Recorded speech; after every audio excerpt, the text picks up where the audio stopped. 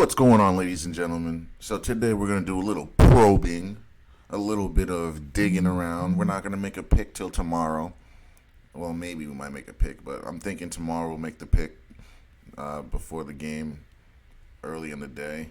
But we're going to do some probing. But before we talk about that, oh, whoops, why did this come up? Let's close this out. I don't know why this came up. Philly went from a doctor to a nurse. Philly went from a doctor to a nurse. Nick Nurse is a good coach. So Philly ended up picking up Nick Nurse over Doc Rivers. Because Doc just couldn't get it done. Because Doc, his voice got faded out. He's been a coach for over 20 years, guys. After a while, you just don't want to listen to the guy. You need a new voice. His voice gets old. So they pushed him out. Yeah, that's what they did. Philly, they pushed him out. So now Nick Nurse comes in. I like him. He's a good coach. Nick Nurse, I think Nick Nurse actually coached LeBron at some point. So he's going to come in. And I think he also used to coach James Harden. And Harden likes him because he lets Harden do whatever he wants. So as a superstar player, that's what you want. Is that going to make Philly better? Letting Harden do whatever he wants? I'll let you decide.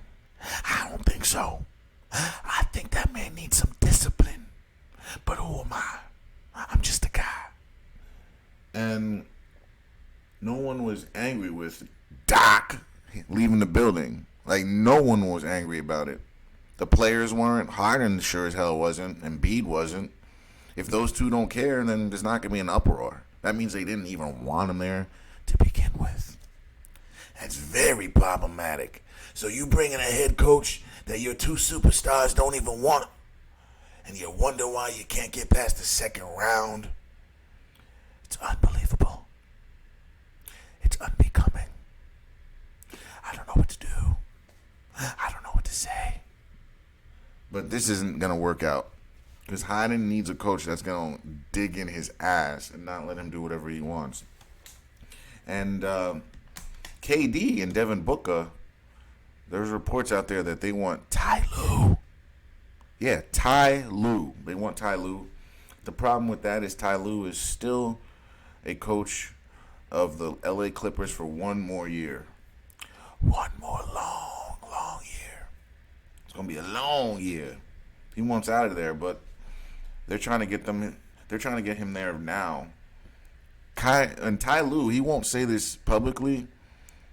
He wants to go with KD and Devin Booker. You know why? Because the guys he has, Kawhi, he load manages. He's not even going to play. You don't know when you're going to see him.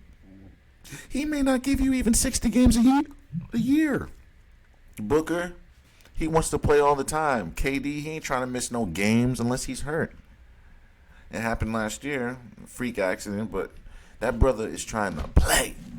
He ain't missing a game for nothing. That's why Ty Lue wants to go. Paul George, Kawhi, they're always hurt, and if they're not hurt, they're sitting games out. What coach wants to coach that? You don't even have your star players for almost half the year. Then playoff time comes, still load management, still not playing even though he doesn't look hurt. I wouldn't want to be there either. It's a death sentence. I can't play with coaches, I can't play with players that don't want to play. I can't play with players that don't want to be on the field or the court. I can't do it. I can't blame him if he can't either. Who knows? Maybe Ty Lue asks for his walking papers just so he can go elsewhere. Don't be surprised. Don't be surprised at all. And as far as Boston, I would say they need a closer. Someone who could close the game for Jaylen Brown. And for me, that would be the one and only Dame Time. Damian Lillard. I think if you trade Lillard for Jaylen Brown straight up, I think you can make that fly. I think that would work. I'd rather have him than Brandon Poole. He's a shot maker. He makes shots late in games. He can play defense. He can run the offense. Like, literally, he's probably behind Steph, the next best point guard in the league right now. And honestly, that's what this team needs. And you can move Marcus Smart to the 2 and start letting him play point guard. You could go Lillard, Smart, and then Tatum, right? Horford, or whoever else you have. Williams, I don't know. However you want to run that lineup, you can still run it how you want it. You can even throw Michael Brogdon in there. You can go Lillard, Smart, Brogdon, Tatum, and then a big man. You could go that lineup too. But the point of the matter is they have too many guards. They don't need all these guards. And Jalen, he's washed. He's not washed, but I think they've reached their ceiling. I think they need to make a push. I think they need someone else. You gotta make a move. You can't pay this brother $50 million. It's gonna be the same result. We see what's going on with this team. We see what they are. We see what they've been and what they gonna be. Something's wrong. Something has to change. I think this is what it is. Make the move, Boston, or else you ain't gonna get to the next step. I promise you that. I promise. And in any other event, let's talk about this Miami Heat game, guys. So right here, this is the game from, I think it was February. I don't see a date, but I think this is from February, guys. Regular season game. 112, 108. So, top players of the game, Nikola Jokic. Both of these guys almost had a triple-double, guys. So, expect a lot of the same. But the other thing is, I don't think Aaron Gordon played in this game, and I don't think Jamal Murray played. Oh, Aaron Gordon was there. Well, Jamal Murray and Aaron Gordon were on the roster. I don't think they played, though. So it's going to be a different look. But other than that, I mean, Jokic dropped 27.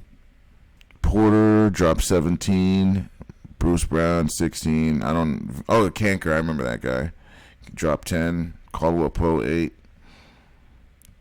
I mean, you can't let Jet Green drop 12. You can't let these bench guys go off. They're going to have to control the bench guys. Like, if they can't control the bench guys, Miami, they're going to be in a world of trouble. Let's see. Gabe Vincent, Caleb Martin. Well, this is Caleb early in the year. He's gotten much better since then. Gabe's been balling. Adebayo, Strus has been balling. Butler has been balling. Highsmith can ball. Larry can ball. But they didn't play that game much. Victor Oladipo can ball, but he ain't going to be playing. Duncan Robinson can ball. He didn't play that game. Maybe they were hurt. Victor's still hurt. Lowry might have been hurt. So both teams had some guys that were hurt. But we got the two Jokic's going against each other, right? Jokic versus Jokic. So which Jokic is going to prevail? And they're both Jokic. So that's quite funny to me. Who knows? Maybe... I don't know, guys. All I'm saying is be careful betting on Denver. I don't think it's a clear-cut pick. I really don't. I don't want to go into who's going to win the game one. We're going to do that tomorrow. All I'm saying is be careful with picking Denver. It's too easy, guys. Pick them for a game here or there. But to say they're going to sweep, to say they're going to clear-cut win, no problems, you got something else coming. It's going to hit you hard. I really hope you don't fall for it. Because what I think is going to happen is I don't think Miami, they can't play zone. If they play zone, they're going to park Nikola Jokic right in the middle at the high post at the free throw line, throw right into him. He's going to turn around and find the lob or the cutter or the opposite ball side. It's going to be bad. So Miami really can't play zone against this team. and I actually watched a few plays of Miami playing zone. And the Nuggets scored 20 points, easy points on it, and they had to come out of it. So I don't think Miami's going to be playing much zone. They're just going to have to match up and just go man to man and see who's better. But it ain't going to be clear cut. If you really think that Denver's going to come out and walk them down the street like it was nothing, you got something else coming to you, brothers. I'm here to tell you that this is going to be a damn good finals. Miami might go down 0-2, but they going to get those 2 games right back. I know Denver's a damn good team, but so is Miami. They've proved it the entire playoffs. Don't count these brothers out. Don't do it. Let's see.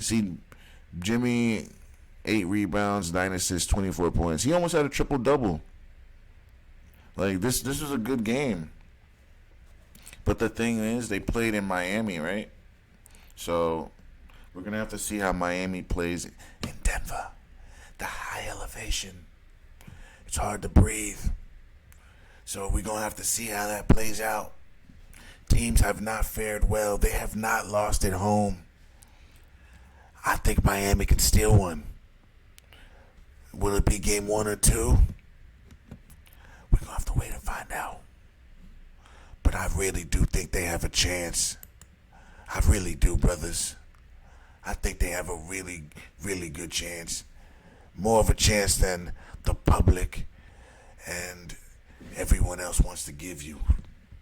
But we going to save our pick for tomorrow, guys. But I'm going to leave you with this. I think it's going to be a damn good finals. I think it's going to go 6-7 games.